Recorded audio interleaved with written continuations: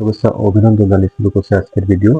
আজকের বিষয়টি হচ্ছে আমাদের নবম দশম শ্রেণীর 2026 সালের শিক্ষাবর্ষের গণিত বইয়ে একটি আমরা ম্যাথ সমাধান করব। এই ম্যাথটি হচ্ছে চ্যাপ্টার 2 এর একটি ম্যাথ, খুবই ইম্পর্টেন্ট। এই ম্যাথটার মাধ্যমে অনেক অঙ্কগুলো আমরা বোর্ড পরীক্ষায় দেখতে পাই। সুতরাং এই অঙ্কটা খুবই ইম্পর্টেন্ট, আমরা খুব মনোযোগ সহকারে বুঝবো, যাতে এরকম যত অঙ্ক থাকে সেই অঙ্কগুলো সমাধান করে আমরা পরীক্ষার মার্কসগুলো খুব সহজে পেতে পারি। খেয়াল করি সবাই।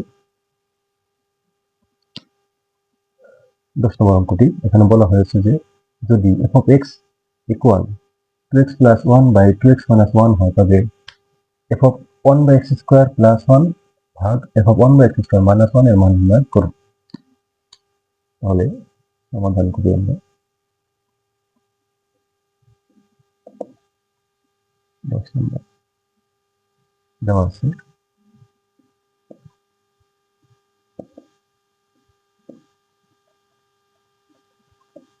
f of x equal 2x plus 1 by 2x minus 1, এটা আমাদের দেওয়া আছে। এখানে এইটার সাহায্যে আমরা এইটার মান বের করব। এখানে যে মান নির্ণয় করতে বলেছে, এখানে বলা আছে কি f of 1 by x square, এখানে রয়েছে f of x, ঠিক এই x এর জায়গায় আমরা বসাবো 1 by x square। এখানে কি রয়েছে 1 by x square, এই মানটা আমরা আগে বের করব। খুব মনোযোগ দেবো এখানে। f of এই x এর জায়গায় হবে 1 by x square, 1 by x square।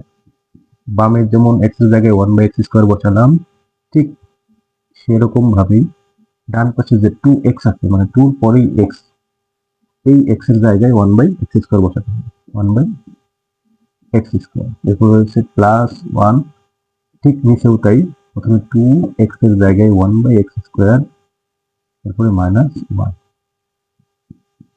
খুব ভালো করে খেয়াল করবো এই বিষয়টুকু।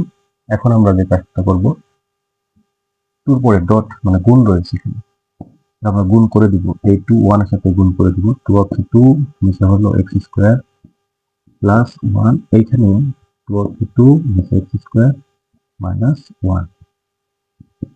এরপর আমরা এখানে কাজ করবো হলো এই যে এটার উপরে একটা পার্ট, নিচে একটা পার্ট, দুইটা পার্ট থেকে আমরা এই যে হরটা রয়েছে x স্কয়ার, এটা আমরা লসাগু নিলাম। এখানে x স্কয়ার লসাগু নিলাম, তাহলে উপরে থাকে 2, এখানে প্লাস চিহ্ন, এই লসাগুর সাথে 1 গুণ হবে, x স্কয়ার অফে x স্কয়ার। এটা হচ্ছে উপরের পার্ট। নিচের পার্টও ঠিক একরকম ভাবে এখানে আমরা কমন নেব x স্কয়ার, এই x স্কয়ার কমন নিলাম, লসাগু নিলাম। উপরে থাকবে হলো 2 মাইনাস এই x স্কয়ারের সাথে 1 গুণ করতে হবে, 2 মাইনাস x স্কয়ার। এখন এই পার্টটার সাথে এই পার্টটা ভাগ রয়েছে, আমরা গুণ করে দেব। প্রথমে উপরে পার্টটা লিখব, 2 প্লাস x স্কয়ার, নিচে হচ্ছে x স্কয়ার, এখানে ছিল ভাগ, আমরা গুণ দেব। গুণ দিলে নিচের ভগ্নাংশটা পরিবর্তন হবে, উল্টে যাবে। এই নিচের যে হর রয়েছে সেটা উপরে যাবে, আর এই লবটা নিচে হর হবে, 2 মাইনাস x স্কয়ার।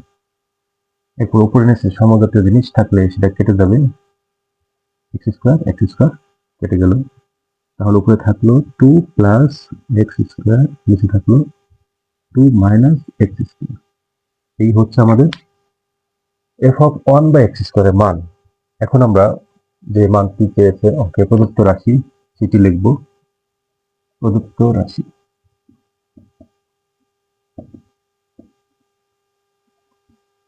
এইটা হচ্ছে আমাদের প্রদত্ত রাশি। দেখো 1 by x স্কয়ার প্লাস 1, এটা হচ্ছে একই মান 1 by x স্কয়ার মাইনাস 1। আমরা মান বসিয়ে দেবো। এখন আমরা এখানে দেখতে পাচ্ছি যে f of 1 by x স্কয়ারের মানটি পেয়েছি আমরা এটা। তাহলে এই f of 1 by x স্কয়ারের মান, এখানে f of 1 by x square, এখানে 1 by x স্কয়ার, মানে এইটার মান হচ্ছে এতটুকু। এই মানটা নিয়ে আমরা এই উপরে আর নিচে বসাবো। প্রথমে উপরে বসাবো, উপরে হচ্ছে এই যে মানটা 2 plus x square two minus x square, এখানে হচ্ছে প্লাস ওয়ান।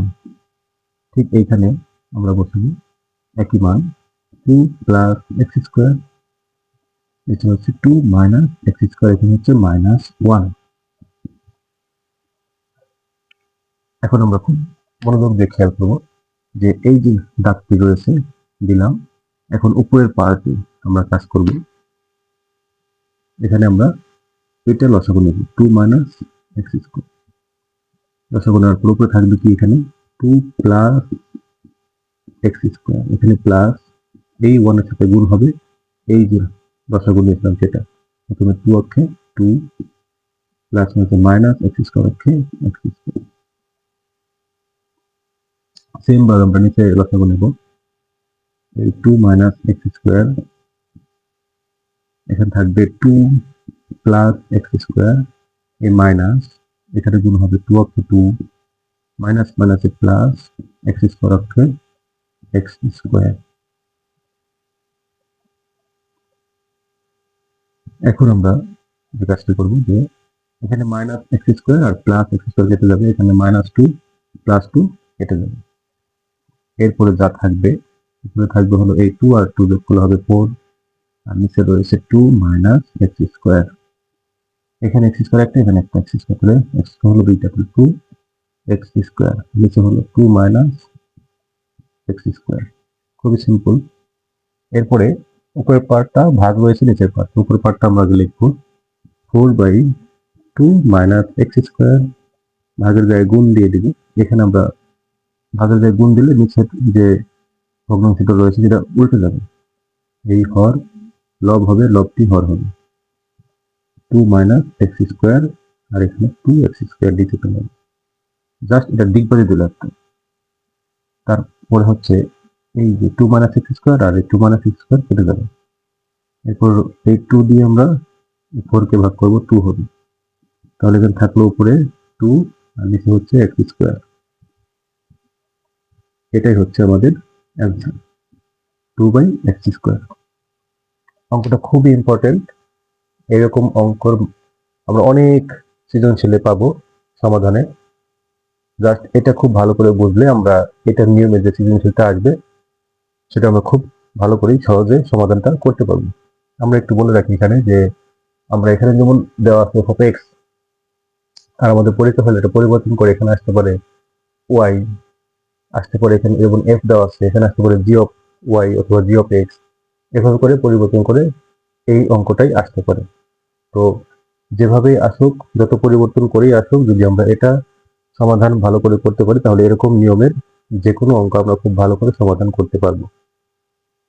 এই সহজ সমাধান করার জন্য আমাদের একটু কষ্ট করতে হবে, সবাইকে একটু বাসায় সুন্দর করে প্রত্যেকটা অঙ্ক ভালো করে নিজে নিজে প্র্যাকটিস করতে হবে, এক একটা অঙ্ক বারবার 3 বার 4 বার প্র্যাকটিস করতে হবে।